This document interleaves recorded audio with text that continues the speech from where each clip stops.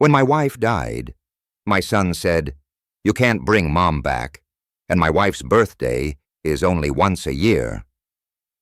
These words hit me like a slap in the face. The next day, he came to me with a vital request, as if nothing had happened. It was my chance to make amends for the insult he had inflicted on me and his late mother, and I took that chance. Before we continue, please subscribe to the channel and let us know where you're listening in the comments. My hands trembled as I dialed Kyle's number at 8:30 a.m., adjusting my black tie for the third time. Margaret's empty coffee cup sat on the counter, lipstick still faintly marking the rim. The kitchen felt hollow without her morning humming. 4 rings, then Kyle's groggy voice. "Yeah, son, it's Dad." I straightened my shoulders. The funeral starts at 11:30. Loud music thumped through the phone. Laughter echoed in the background. Megan's voice shrieking about decorations. Kyle cleared his throat. "Dad, I told you yesterday. Megan's birthday party is tonight. We've been planning this for months." The words hit like ice water. I gripped the receiver tighter. "Your mother's funeral is today, Kyle. Once in a lifetime. Look, Mom's not coming back. But my wife's birthday only happens once a year. We've got caterers coming. The band's setting up. Your mother raised you for 35 years, and I appreciate that. But I can't just abandon Megan on her special day. You understand, right?" The dial tone buzzed in my ear. I sat motionless for exactly 3 minutes, staring at Margaret's reading glasses beside the phone. The kitchen clock showed 8:47 a.m. My wedding ring caught the morning sunlight streaming through windows she'd cleaned last week. I found the funeral program on the counter. Kyle listed as pallbearer. My pen scratched his name out with deliberate strokes. "At the cemetery." Faces turned expectantly. "Where's Kyle?" Patricia, Margaret's sister, kept asking. I practiced my response. "Important commitments." The words tasted bitter. 23 people came to honor my wife of 40 years. Her son wasn't one of them. I stood alone beside the casket, surrounded by Margaret's garden club friends and our old neighbors. The empty space where Kyle should have stood felt enormous. She was so proud of that boy. Mrs. Henderson whispered, always talking about his success. I nodded, throat tight. Margaret had defended Kyle until her last breath. "He's just busy with his new life," she'd said when he missed her chemo appointments. "Young couples need space." The pastor spoke about family bonds and eternal love. I watched dirt fall onto polished wood, each shovel full, burying not just Margaret, but my illusions about our son. Driving home, I gripped the steering wheel until my knuckles whitened. The passenger seat where Margaret used to sit stretched empty beside me. She'd always insisted we take her little Honda instead of my truck, said it was better for the environment. The radio played her favorite song. I turned it off. Our street looked the same. Neat lawns, painted mailboxes, the life we'd built together. I pulled into the driveway and sat for a moment, gathering strength to face the emptiness inside. The front door key turned with its familiar click. I hung my keys on the hook Margaret had installed, a small everyday action that felt monumental in the silence.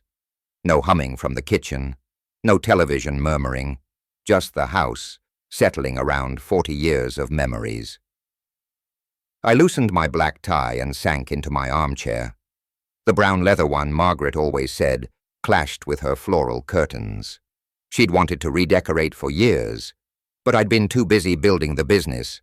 Now those curtains would stay forever. Our wedding photo smiled from the mantel.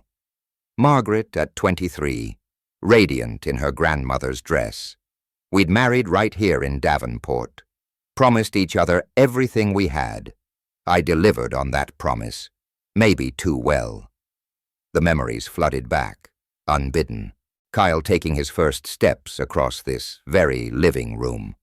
Chubby hands reaching for Margaret's outstretched arms. Birthday parties with handmade decorations because we couldn't afford store-bought. Margaret working double shifts at the diner while I got the construction company started.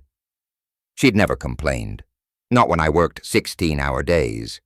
Not when we ate macaroni and cheese for weeks.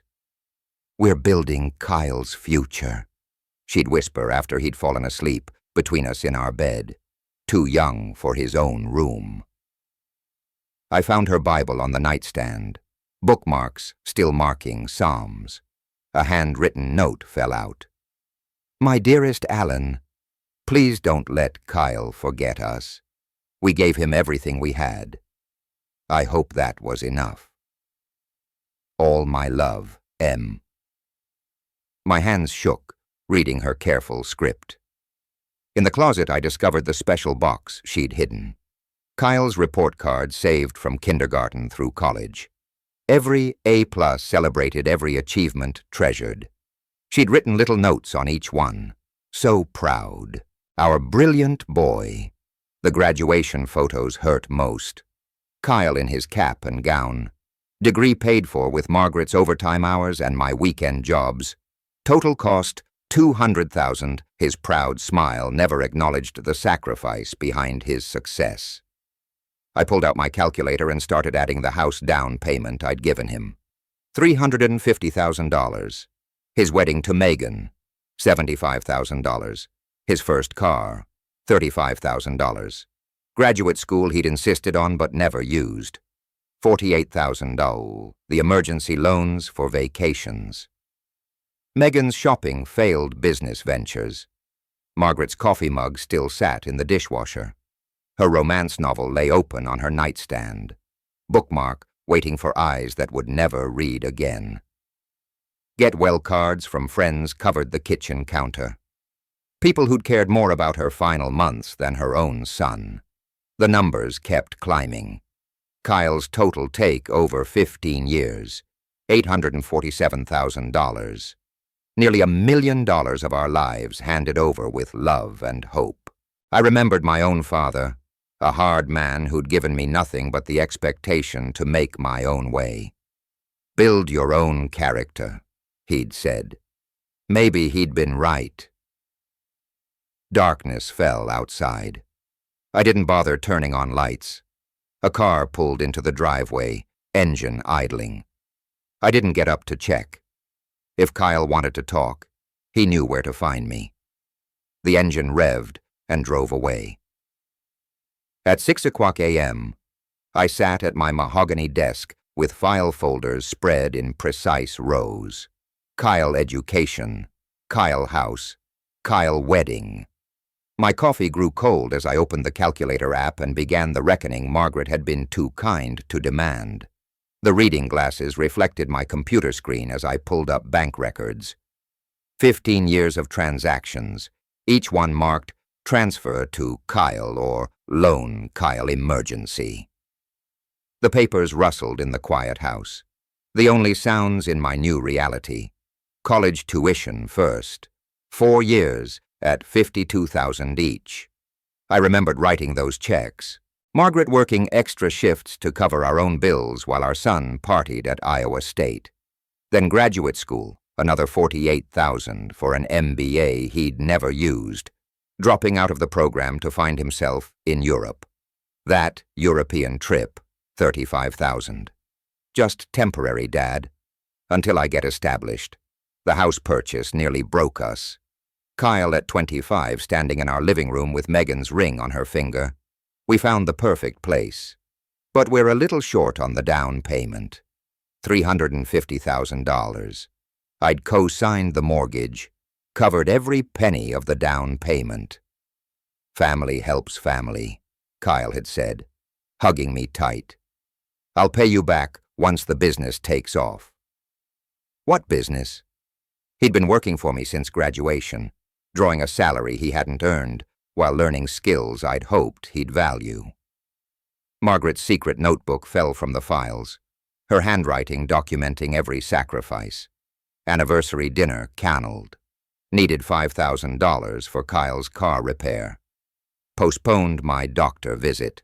Kyle's wedding costs higher than expected. Bought generic groceries this month. Sent Kyle money for Megan's birthday. Her final note, cut deepest. We gave Kyle everything. I hope he remembers us kindly. The calculator's numbers climbed. $847,000, more than $750,000. My father had given me $20 in a handshake when I left home. I'd built everything from nothing, and Kyle saw it all as his inheritance to spend while we were still alive. I remembered him calling my company a family business last Christmas, as if he'd built it beside me instead of walking into a ready-made position. Megan had nodded approvingly, already planning how to spend profits I'd earned with 40 years of labor. My business mindset kicked in.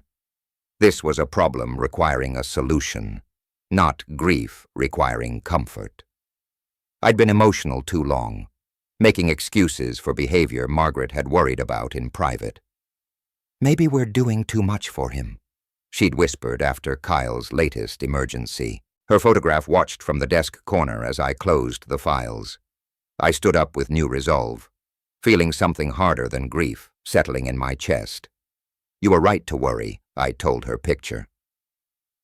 The phone rang. Kyle's name lit up the caller ID. I stared at it for 4 rings and then answered.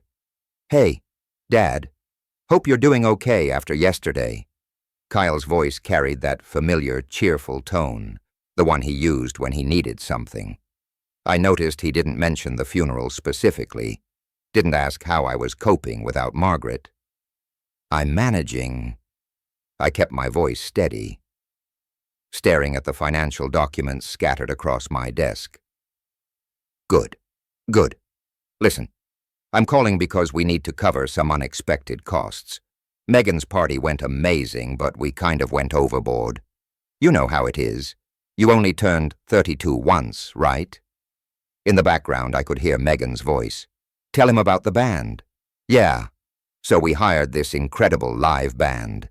Took everyone to that new steakhouse downtown. Got Megan this gorgeous diamond bracelet. She deserves the best, you know.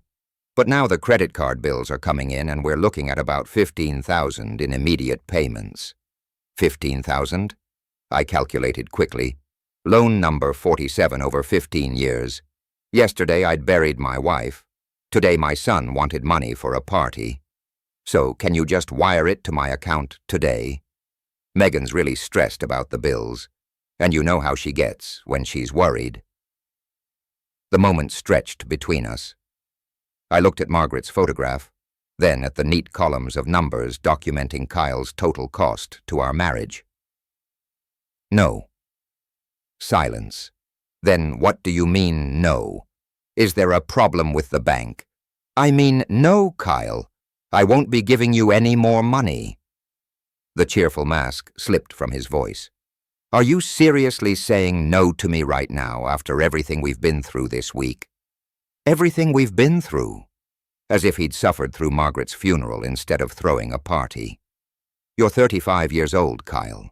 So what does that have to do with helping your son out of a jam? It's not like you can't afford it." Megan's voice escalated in the background. "Tell him we need that money. We already spent it." I said no. The words felt strange in my mouth. The first time I'd ever denied Kyle anything. "This is unbelievable." His voice turned cold. "Mom just died and you're being petty about money. She'd want you to help us." The manipulation was so casual, so practiced. How many times had he played this card? How many times had Margaret and I folded because he invoked family loyalty? "Your mother wanted you at her funeral." Kyle's breathing grew harsh.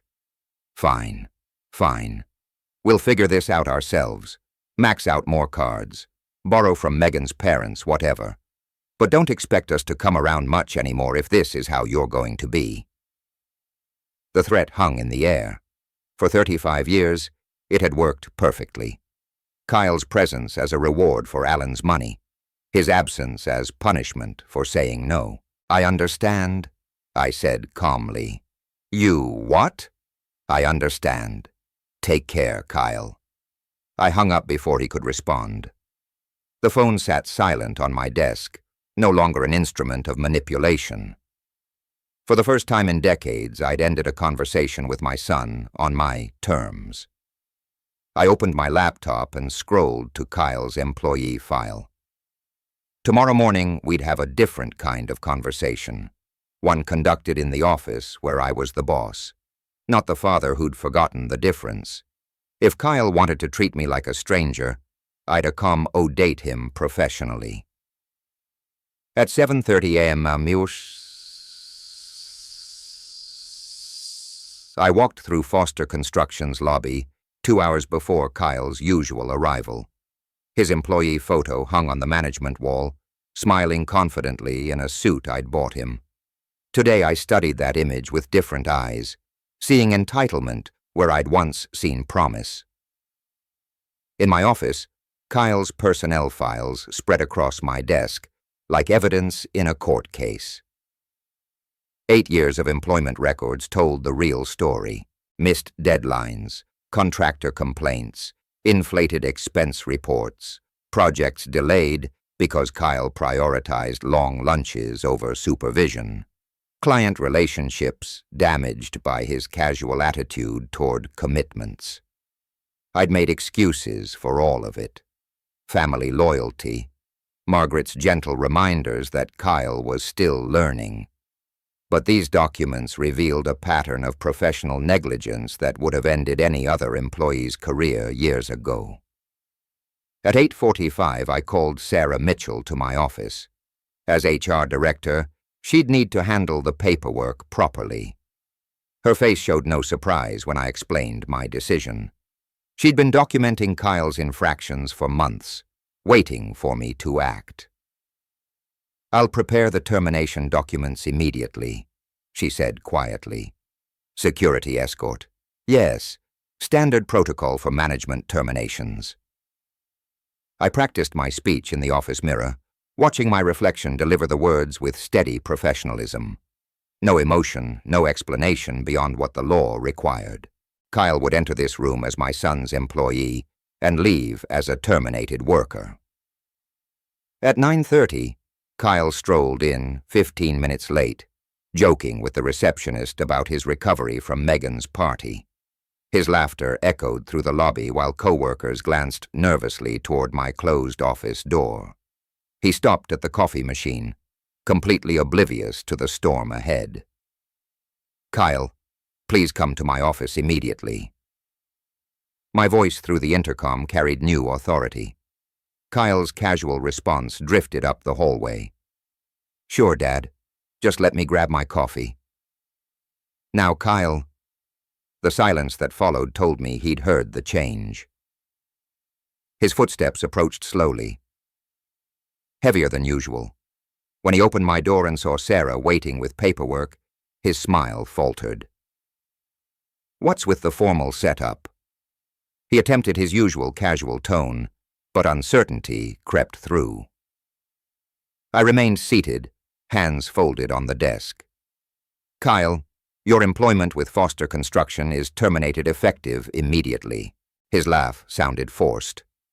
"Very funny, Dad. What's this really about?" I slid the termination papers across the polished surface. "Please review these documents and sign where indicated." The papers seemed to burn his fingers as he picked them up. His eyes scanned the legal language, face growing pale. "You can't be serious. This is our family business. This decision is based on your work performance and professional conduct." My voice remained level, businesslike. "Your position has been eliminated due to restructuring. This is about yesterday's phone call, isn't it?" His voice cracked slightly. "Look, I'm sorry about the money thing. We can work this out. Security will escort you to collect your personal items." Kyle's demeanor shifted from disbelief to desperation. "Mom wouldn't want this. You know she wouldn't." He leaned forward, trying to invoke the guilt that had always worked before. I pressed the security button. This is a business decision, not a personal one. Mike Thompson appeared in the doorway, professional, but sympathetic. Kyle's face flushed red as he realized the humiliation was real. Co-workers gathered in the hallway watching their former boss's son being escorted out like a common criminal. "Dad, please." Kyle's final appeal came as he grabbed his coffee mug and desktop photo of Megan. "Think about what this means." I met his eyes for the first time during the encounter. I have. Through my office window, I watched him load his pathetic collection of personal items into his car. His shoulders shook with rage or grief. I couldn't tell which. When he looked back at the building one last time, I turned away. Sarah returned with the signed paperwork. "All access codes have been changed. His computer access is terminated." I removed Kyle's photo from the management wall myself, placing it face down in a drawer. The empty space looked cleaner somehow. My secretary knocked gently. "Foster, someone is here to see you without an appointment." Designer heels clicked aggressively across the marble lobby floor. Megan Foster stormed past reception without waiting for permission. Her perfectly styled hair slightly disheveled from the wind. Kyle followed behind, looking embarrassed and defeated, a shadow of the confident man who'd entered this building an hour earlier. "How dare you humiliate Kyle like this?" Megan's voice carried through the open office door as she pointed an accusatory finger at me. I remained seated, not acknowledging her theatrical entrance. Kyle positioned himself between Megan and my desk, his embarrassment deepening. "Megan, let me handle this." She ignored him completely. "We have bills to pay, Alan, a lifestyle to maintain. This family business belongs to Kyle, too. This is a private workplace," I said calmly. "You need to leave." Her face flushed deeper red. "We deserve severance pay at least 6 months. Kyle's worked here for 8 years. You owe us." Kyle's weak attempts at mediation fell on deaf ears. "Dad, please, can we discuss this privately?" "No," Megan cut him off. "He needs to hear this. I know about wrongful termination laws." "Kyle was an at-will employee," I replied evenly. "No severance is required by law or contract." Megan's attacks turned personal with venomous precision. "Margaret would be ashamed of how you're treating her son. You're having some kind of breakdown, aren't you? Just a bitter old man taking out your grief on us." Kyle's face went white. "Megan, please don't say that." My jaw tightened, but I maintained composure. This was exactly the reaction I'd expected from her. Manipulation disguised as righteous anger. Kyle tried desperately to regain control. "Dad, I know I messed up with the funeral. I am sorry, but destroying my career won't bring Mom back. Think about what this means for our family, for future grandchildren." The words hung in the air like smoke from a dying fire. I looked at this man who shared my DNA, but none of my values. What family? Megan's financial threats escalated quickly. "We'll sue for our share of Margaret's estate. Kyle is entitled to half of everything. We know about the life insurance policy. Margaret left everything to me." The simple truth deflated her bluster momentarily. "That's impossible. We're consulting a lawyer."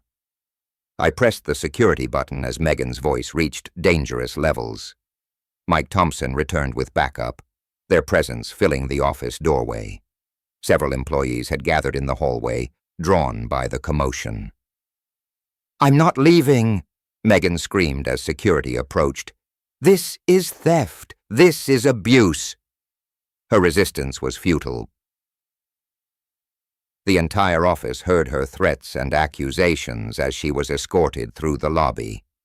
Kyle's humiliation reached new depths, watching his wife being physically removed from his former workplace.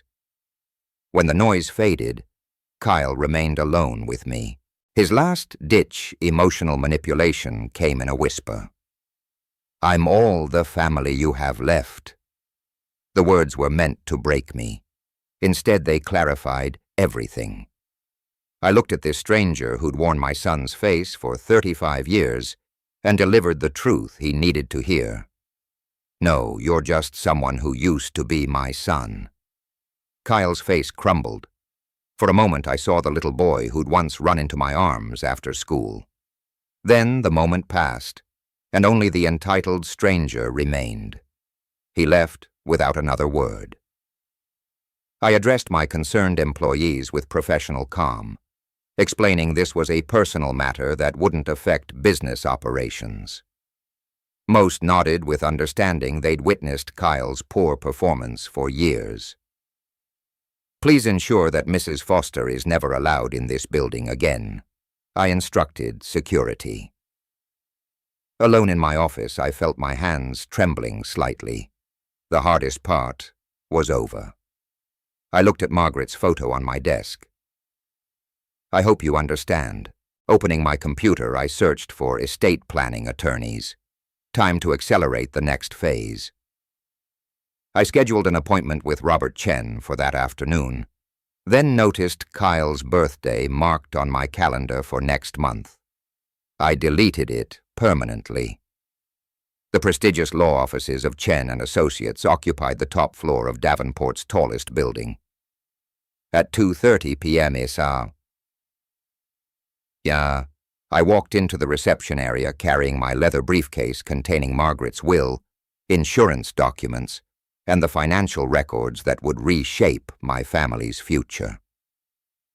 The receptionist recognized me immediately, escorting me directly to Robert Chen's corner office. Afternoon sunlight streamed through tall windows overlooking downtown Davenport, illuminating rows of law books and active case files that created an atmosphere of serious business. Robert rose from behind his mahogany desk, concern evident in his eyes. We'd been friends for 20 years. He'd handled Margaret's will, my business incorporation, and countless legal matters requiring discretion. "How are you holding up, Alan?" His voice carried genuine sympathy. I declined his offer of coffee and settled into the leather chair across from his desk. "I need to make some changes to my estate planning." Robert's expression shifted to professional mode. "Of course, updating beneficiaries after Margaret's passing is standard." "No." I opened my briefcase and extracted the documents. "I'm removing Kyle entirely." The words hit Robert like a physical blow. His professional composure wavered as he processed the implications. "Alan, I need to understand what's driving this decision." I explained Kyle's absence from the funeral calmly, including his exact words about Megan's birthday party. Robert's face darkened with each detail. As Margaret's friend and our family attorney, he understood the magnitude of Kyle's betrayal. "I want to create a completely new will," I continued. "The primary beneficiary will be the Margaret Foster Memorial Foundation." Robert leaned forward, his concern now focused on legal implications. "Alan, I'm obligated to ensure you're thinking clearly about this decision. I've never been more certain of anything." I outlined my vision: education scholarships for underprivileged children, cancer research funding, causes Margaret had supported throughout her life. Kyle is to be explicitly excluded along with any future descendants. Robert's admiration grew as I detailed the foundation structure. Moving company assets into an irrevocable trust would protect everything from potential lawsuits. I would retain control during my lifetime, with the foundation assuming ownership upon my death. "We'll need to change all insurance beneficiaries," Robert noted, making detailed notes. "This is extremely thorough planning." I had decided the family home would be sold, Proceeds donated to the foundation. Margaret's jewelry would be auctioned for charity. The only exception, Margaret's wedding ring would be buried with me when my time came. What about Kyle's childhood belongings? Robert asked, gently. Donated. I'm systematically removing Kyle from my life. Robert fulfilled his professional duty by questioning my mental state and decision-making capacity. My rational responses and detailed planning demonstrated clear thinking. He gradually shifted from concerned friend to admiring professional. The formal signing ceremony involved 2 legal witnesses from Robert's firm. My steady signature contrasted with the magnitude of each decision. Robert explained that these documents took immediate legal effect. Kyle was now completely disinherited. I want Kyle to receive formal notice of this change, I instructed. Additional legal protections followed quickly. Power of attorney documents removing Kyle's authority. Medical directives excluding him from healthcare decisions. A living will with specific instructions about my care. Robert documented my mental competency thoroughly. Tomorrow I would visit banks to update all accounts, removing Kyle as beneficiary from retirement funds and investment portfolios. Robert offered to help coordinate with financial institutions. The foundation planning brought unexpected peace. I nominated Robert as a trustee, discussed the board structure, and planned the first scholarship recipients. Margaret's memory would be honored through education, something she'd valued deeply. Margaret would be proud of this foundation, Robert said as we concluded. She always believed in education and helping others. For the first time in days, I felt genuine satisfaction, instead of cold determination. Robert understood this wasn't revenge. It was justice. My transformation from grieving father to purposeful philanthropist was complete. We shook hands outside the law office. My phone showed 3 missed calls from Kyle, the first sign he was realizing the seriousness of his situation. I deleted the voicemails without listening and walked toward my car. The next phase awaited. The Davenport Country Club's elegant lobby welcomed me with familiar luxury. Mahogany panels, crystal chandeliers, and oil portraits of founding members created an atmosphere of old money and established values. As treasurer of the monthly board meeting, I'd walked these halls for 15 years. 12 board members gathered around the polished conference table, discussing routine club business before our official meeting. The smell of leather furniture and fresh coffee mingled with whispered conversations about recent events. William Hayes, our board president, approached with genuine sympathy. Alan, the memorial service was beautiful. Margaret would have been pleased. Thank you for the flowers, I replied, graciously. Patricia Morton, Margaret's sister and a longtime member, joined our conversation.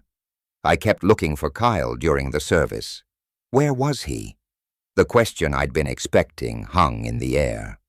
I paused, then decided truth would serve Margaret's memory better than diplomacy. Kyle chose not to attend his mother's funeral. The shocked silence spread like ripples across water. Patricia's face went pale. What do you mean, chose not to? I delivered Kyle's exact words about Megan's birthday party being more important. The visible disgust on board members' faces told me everything about their values Kyle had abandoned. William's wife, Nancy, had been eavesdropping from the hallway. Within minutes, she was making phone calls. The story reached the ladies' bridge club within an hour, then spread through Davenport's social elite like wildfire. I returned home unaware of the social storm I'd unleashed. The first consequences struck Megan the next morning. Her yoga instructor at the exclusive studio asked her to leave mid-session. "We prefer members with family values," came the cold explanation. Kyle's lunch invitation at the country club was rescinded with a polite but firm phone call. Their regular table at Romano's restaurant became permanently unavailable. Megan's confusion turned to growing anger as patterns emerged. Saturday morning brought Kyle's most humiliating moment. His golf foursome made transparent excuses and left early. The pro shop manager suggested Kyle might be more comfortable elsewhere. He walked to his car alone, understanding that everyone knew about the funeral. Megan's shopping experience at Bergdorf's boutique shattered her remaining illusions. The sales associate's cold reception replaced years of warm service. Her credit application faced mysterious delays. The manager suggested she might prefer shopping elsewhere. Kyle's professional isolation proved equally devastating. Job interviews were canceled without explanation. Former business contacts stopped returning calls. His networking lunch at the Chamber of Commerce became awkward and brief. Potential employers knew the story before he arrived. The final straw came at Elite Salon, where Megan's regular appointment was suddenly canceled. Overhearing other clients discuss her heartless husband, she fled in tears. The local newspaper society columnist mentioned the disappointing absence at Margaret's service.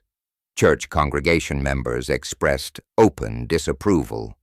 Former friends avoided Kyle and Megan at public events. Kyle's desperate attempts to explain the situation fell on deaf ears. His claims that I was exaggerating met with universal disbelief. Davenport's tight-knit community had rendered their verdict. Megan's breakdown was inevitable. She confronted Kyle about their ruined reputation, demanding he fix this situation immediately. When Kyle admitted he didn't know how, she threatened to leave him if things didn't improve. I heard about these social consequences from various sources, feeling satisfaction that justice was being served naturally. Davenport's values aligned with my own. Family loyalty, respect for the dead, basic human decency. Kyle had violated all of them. The community was honoring Margaret's memory by rejecting those who dishonored it. My phone rang during breakfast. The bank manager's voice carried professional concern. "Mr. Foster, Kyle and Megan's mortgage payment is 30 days overdue. You're still guaranteeing the loan, correct?" I paused, considering the implications. "I'd like to schedule a meeting tomorrow morning to discuss changes to my guarantees." Financial pressure would complete what social exile had begun. At 9:00 a.m., I walked through First National Bank's marble lobby, past the oil portraits of founding members who'd built their fortunes on honest work and family values. Bank manager David Harrison's corner office overlooked the Mississippi River, where barges carried cargo that built Davenport's prosperity for generations. David's nervous demeanor was evident as he reviewed Kyle and Megan's files spread across his mahogany desk. Mortgage papers, loan agreements, and guarantee forms created a paper trail of financial dependency that was about to end. "Alan, I appreciate you coming in on short notice." David's voice carried uncomfortable formality. "Kyle's mortgage is now 60 days delinquent. The amount due is $18,400.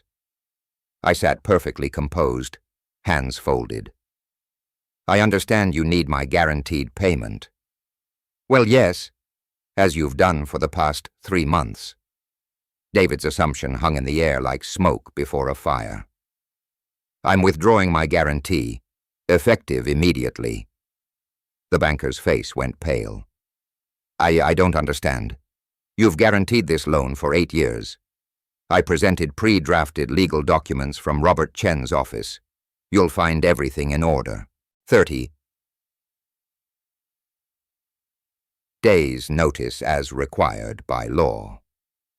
David frantically called the bank's legal department while I sat quietly watching morning traffic cross the bridge. Margaret and I had walked countless times. The lawyer's voice through the speakerphone confirmed what David feared. My withdrawal was perfectly legal. "This means we'll have to begin foreclosure proceedings," David said weakly. "I understand. Please expedite the process." Meanwhile, across town, Kyle endured his 10th job interview in 2 weeks. The interviewer's cold reception followed a pattern he'd learned to expect. His prepared explanations about seeking new challenges fell on deaf ears that had already heard the funeral story. "Thank you for your time, Mr. Foster. We'll be in touch." The polite dismissal carried finality. Kyle's growing desperation showed in his slumped shoulders as he walked to his aging Toyota. The BMW had been repossessed last month. That afternoon, Megan discovered the credit card crisis at Nordstrom. Her platinum card was declined for a simple purchase: mascara to replace the one she'd cried away. "There must be some mistake," she told the embarrassed sales associate. Her angry call to the credit card company revealed the truth. "Your co-signer has withdrawn his guarantee. The account is suspended pending full payment of the outstanding balance." Megan's public humiliation deepened as other customers watched her argue with customer service. The crystal-clear reality hit. Alan had systematically removed every financial safety net they'd taken for granted. Kyle and Megan returned home to find electricity disconnected. The utility company's notice cited unpaid bills totaling over $200. Kyle's failed negotiations with the payment department ended when they discovered his employment termination. Their first night by candlelight became a crash course in reality. Megan paced their dark living room, designer heels clicking against hardwood floors, accusing Kyle of destroying their lives. His weak attempts to blame Alan for being vindictive met with her growing hysteria. "Fix this or I'm gone," she declared with venom.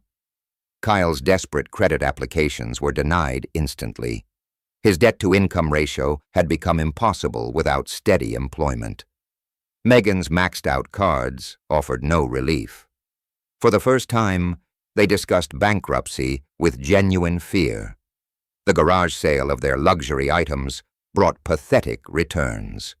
Wedding gifts that cost guests hundreds sold for $20. Former friends drove past, but didn't stop. Megan watched her jewelry collection disappear to strangers, while Kyle sold his golf clubs to a teenager. The BMW's repossession in broad daylight provided the neighborhood's entertainment. Kyle's humiliation was complete. As he removed personal items under the repo man's impatient watch, Megan screamed at the driver while neighbors peered from windows. I drove past their house that evening, observing the visible chaos with satisfaction. This wasn't cruelty. It was consequence. Margaret had always taught that actions have results. Kyle was finally learning that lesson.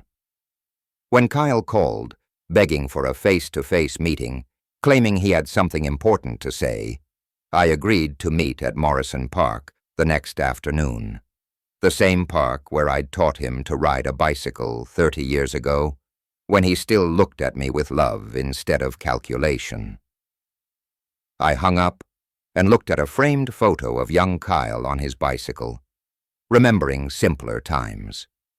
Then I set the photo face down on my desk. 6 months after my bank meeting, the county foreclosure auction took place on the courthouse steps.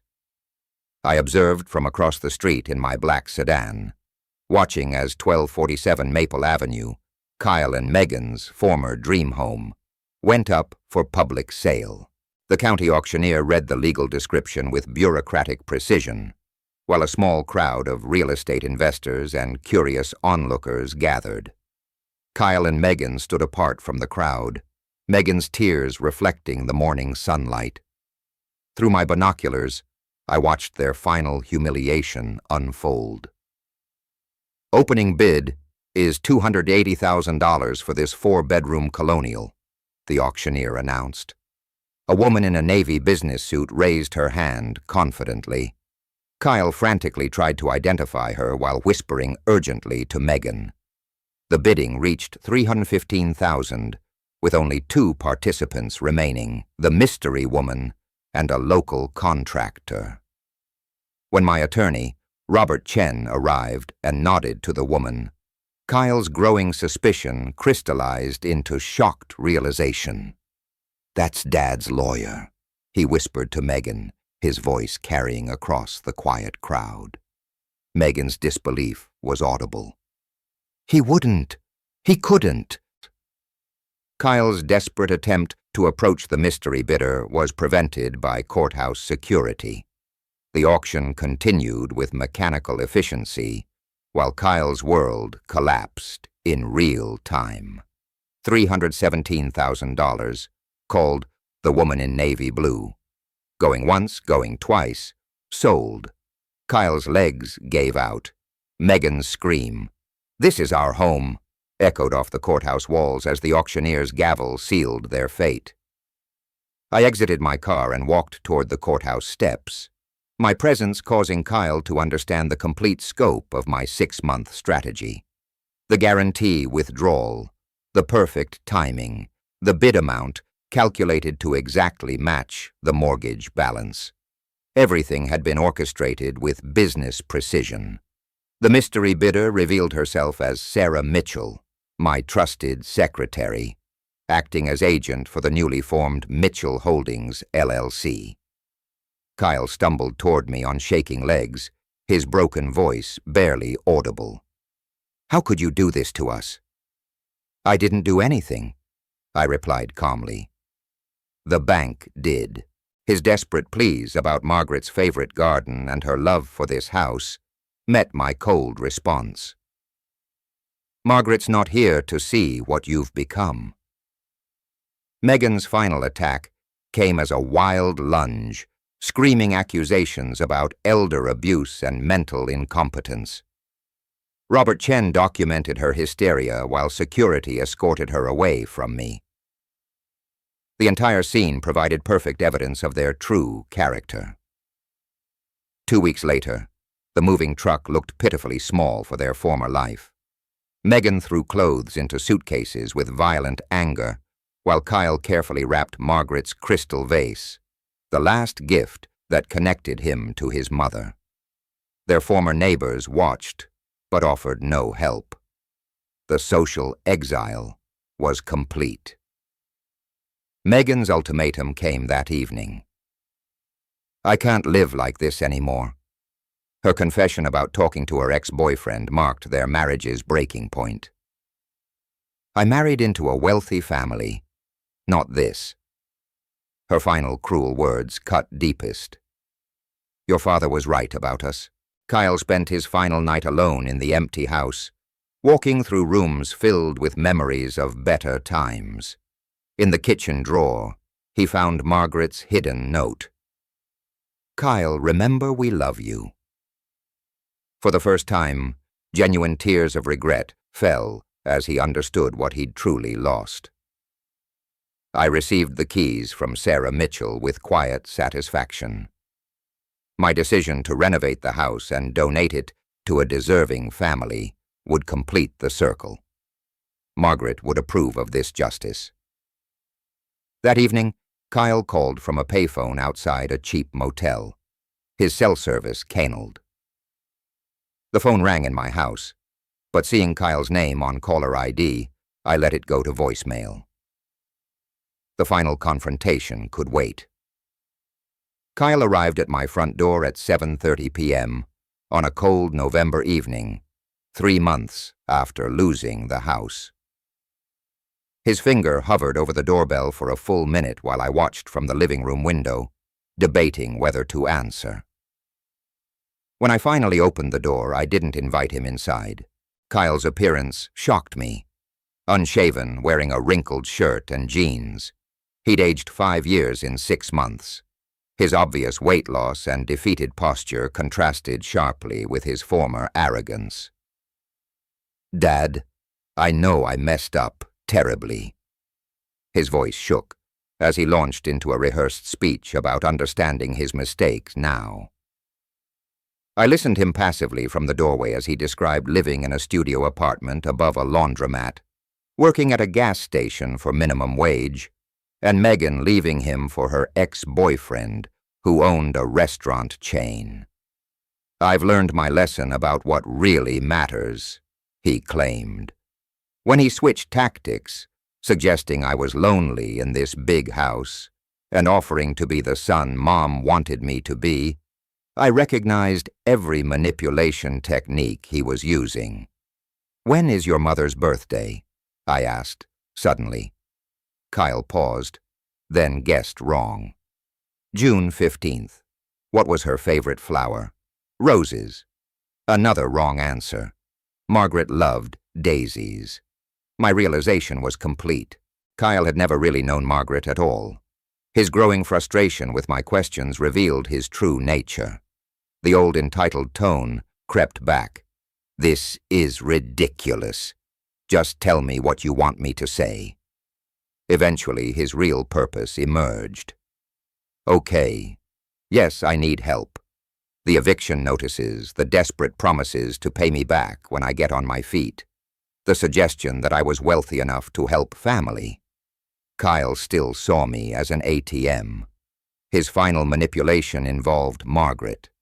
Mom would be heartbroken to see us like this. She always believed in second chances. "I miss her too, Dad. We both loved her." For a moment I wavered, remembering Margaret's kind heart. Then I realized this was exactly what Margaret had feared. "You want to know what your mother really thought?" I retrieved Margaret's hidden journal from her nightstand and read her own words. "I'm worried Kyle only loves our money.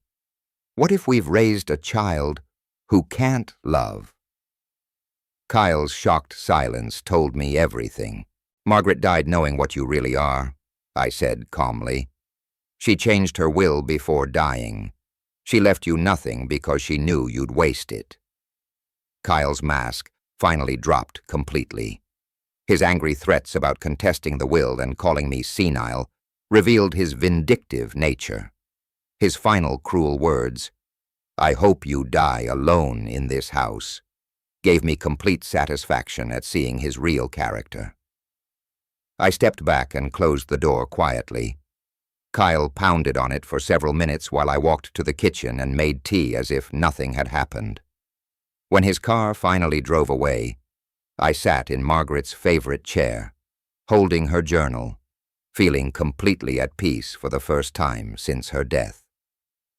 Looking at our wedding photo, I said quietly, "It's finished, my love." 1 year later, I walked through Riverside Cemetery on a sunny May morning, carrying fresh daisies to Margaret's grave. Birds sang in the oak trees while spring flowers bloomed along the walking paths. I looked healthier and more at peace than I had in years. Kneeling beside Margaret's polished granite headstone, I arranged the new daisies while speaking softly about the Margaret Foster Memorial Foundation's thriving first year. 20 SASI scholarships awarded to deserving students.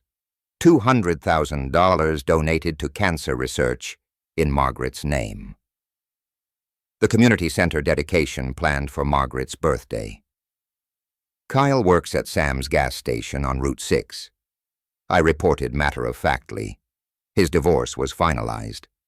Megan remarried to her restaurant owner. Kyle lived in complete social isolation and financial struggle. I felt no satisfaction in his suffering. Only justice. Leaving the cemetery. I stopped at Morning Glory Diner. Kyle worked behind the counter wearing a stained uniform. Our eyes met across the diner. His shocked recognition and visible shame were palpable as I calmly ordered coffee, treating him like any service worker. "How are you doing, Dad?" Kyle's voice carried genuine humility for the first time. "I'm well, thank you." "I know sorry isn't enough," he said quietly. "No, it isn't." Kyle's admission surprised me. I understand now what I lost. It was never about the money, was it? You wanted me to love you, not your wallet. Your mother won that too. For the first time, Kyle's tears seemed genuine. I did what I had to do, I explained. Margaret would have approved. I have no regrets about any of it. I know, Kyle accepted. I deserved all of it. Yes, you did. When Kyle asked if there was any way back, I answered honestly. I don't know. Maybe. You'd have to prove you've really changed. Not with words. Show me through your actions. I described my new life, volunteer work at the community center, new friendships with other volunteers, Sunday dinners with the Johnson family, whose daughter received a scholarship. I was dating Grace, a kind widow from church. My life was full of purpose and genuine relationships. Visiting Sarah Patterson, our first scholarship recipient, brought deep satisfaction. Her gratitude for the opportunity to attend nursing school. Her letter to Margaret's memory on the Foundation website. Margaret's memory lived on through education, driving home past Kyle's old house. I saw the Ramirez family had transformed it into a home filled with love and gratitude. Mr. Ramirez waved from the garden Margaret once tended. Children played where Kyle once played. The house embodied everything Margaret had valued. That evening I prepared dinner in the kitchen I once shared with Margaret, setting one place without sadness. My phone rang with Grace, calling about our weekend plans. I smiled. The first genuine happiness since Margaret's death. Standing in the garden at sunset, pruning Margaret's rose bushes, I felt the peace of a man who fought for justice and won. My certain knowledge that I'd honored my wife's memory brought complete satisfaction. Going to bed early, I slept soundly for the first time in 2 years, dreaming of Margaret smiling and telling me, "You did the right thing, Alan. I'm proud of you." Justice was served. Love had required tough choices, but the right choices. Rest in peace, my love. If you like this story, please like this video. Subscribe to the channel and share your impressions of this story in the comments. To listen to the next story, click on the box on the left. Thank you for watching.